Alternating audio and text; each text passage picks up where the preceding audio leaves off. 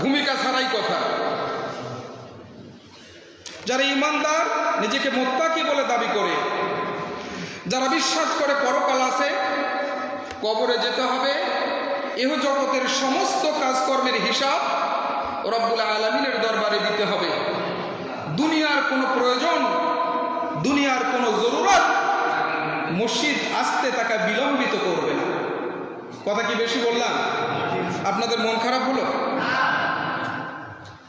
সূরা জুমার মধ্যে আল্লাহ পাক বলেছেন, ইয়া আইয়ুহাল্লাযীনা আমানু ইযা নুদিয়া লিস-সালাহ ফাসআউ ইলা যিকরিল্লাহি ওয়া যারুল বাই।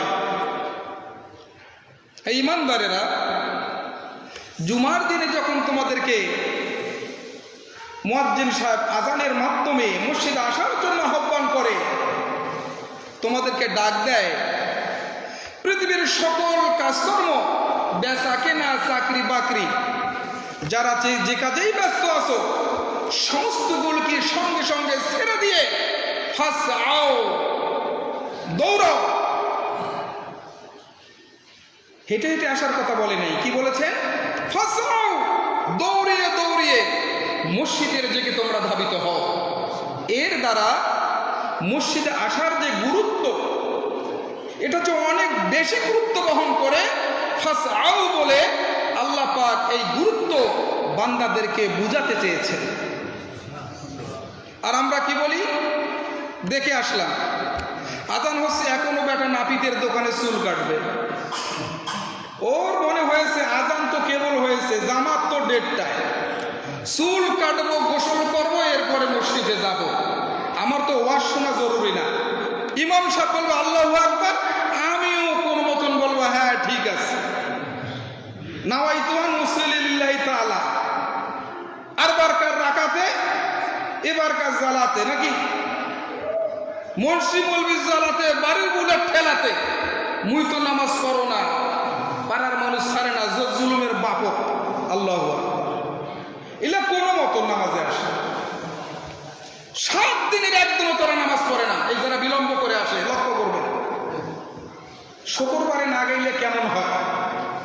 বাড়ির গাড়ি ছোঁয়া গাইলে গ্রামের মুরব্বীরা কয়, হ্যাঁ তোর এক পাও কবরত গিয়েছে, তুই এলা মসজিদ যাইস না। ওই বিভিন্ন ঠেলা ঠেলি তো ওই বেটা মসজিদ আসে।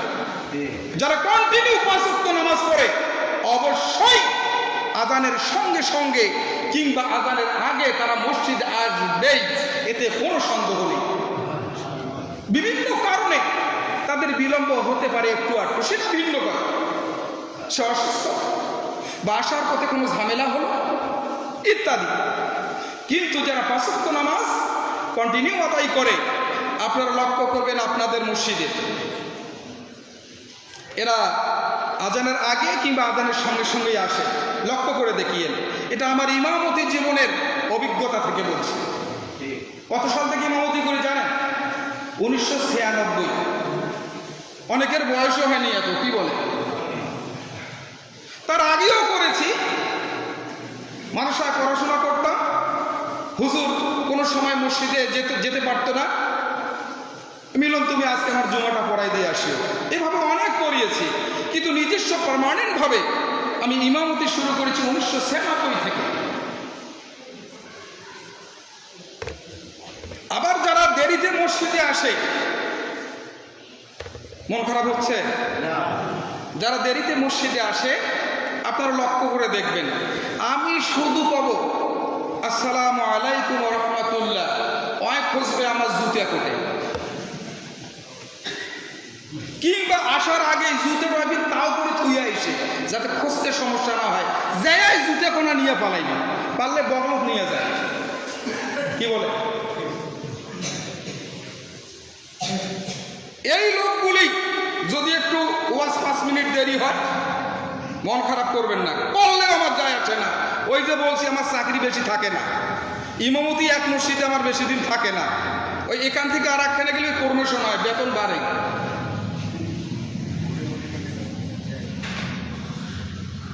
ওয়াজ যদি 5 মিনিট দেরি হয়েছে, এখানে বহুত বড় মৌলবি হয়েছে, যদি একটা বড় সুরে ধরছেন, পিছন থেকে বলে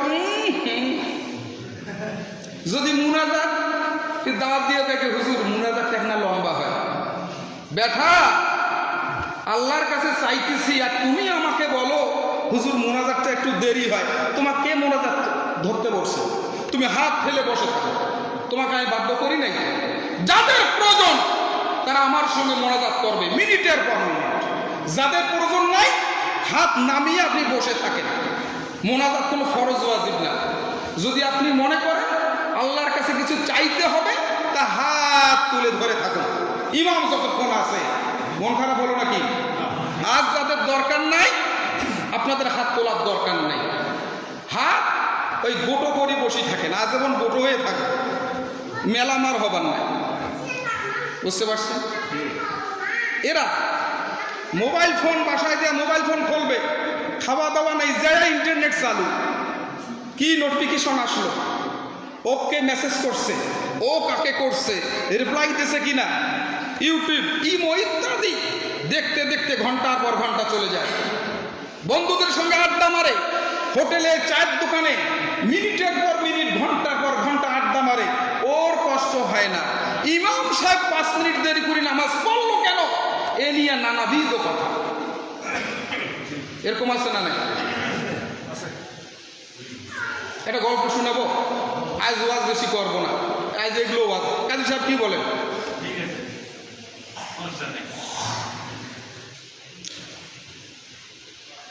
এক ব্যক্তি মানত করছে, এটা আমার একটা গল্পের বইয়ে পড়া,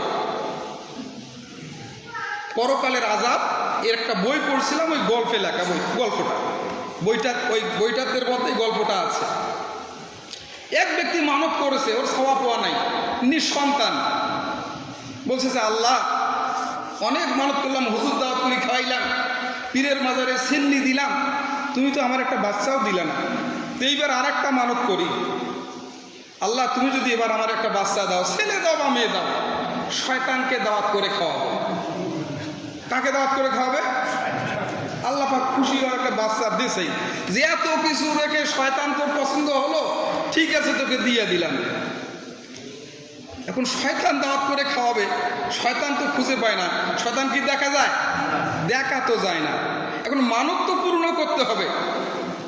মসজিদে জুমার দিন হুজুর নামাজ শেষ করে ওই এদিকে হয়ে বসছি, তো ওই লোক হুজুরের কাছে আসি বলতেছে যে হুজুর একটা কথা বলি, যদি মনে কিছু না নেন। হ্যাঁ বলো। যে আমি তো মানত করছিলাম যে আল্লাহ তুমি যদি আমার একটা বাচ্চা দাও, ওই শয়তানকে দাওয়াত করে খাওয়াবো। হুজুর এখন তো শয়তান খুঁজি পাই না, এখন কি করব? এইটা কোনো ব্যাপার হলো? শোনো, আগামী জুমায় তুমি সবার আগে মসজিদে এসে ওই দরজার কর্নারে বসে থাকবা, দেখবা কোন ব্যাটা কোন মুসল্লিটা সবার পরে আসে, আর নামাজ শেষ করেই তাড়াহুড়া করে আগেই জুতা খুঁজে করে পালিয়ে যায়। মনে করবে ওই বেটায় শয়তান। মন খারাপ হয়েছে? এরকম মুসল্লি আছে না নাই? আছে না নাই? অন্য অন্য মসজিদের সভাপতি সেক্রেটারি বেশি, এ মসজিদের না। উমার পিস জায়গা কেন সামনে থাকতো, ওটা কেন বসির বাবার নাই, এখানে সভাপতির জায়গা, এখানে সেক্রেটারির জায়গা, এখানে না। মাশাআল্লাহ আপনাদের জামাতের লোক অত্যন্ত ভদ্র। আমার মুসল্লিদের প্রতি আমি আন্তরিকভাবে খুশি। আমি দোয়া করি আল্লাহ আমার সমস্ত মুসল্লিদেরকে তুমি ইমানের সহিত মওত দিও, দুনিয়াতে ভালো রাখো, পরকালে তোমার সন্তুষ্টি নিয়ে জান্নাতে যাওয়ার তৌফিক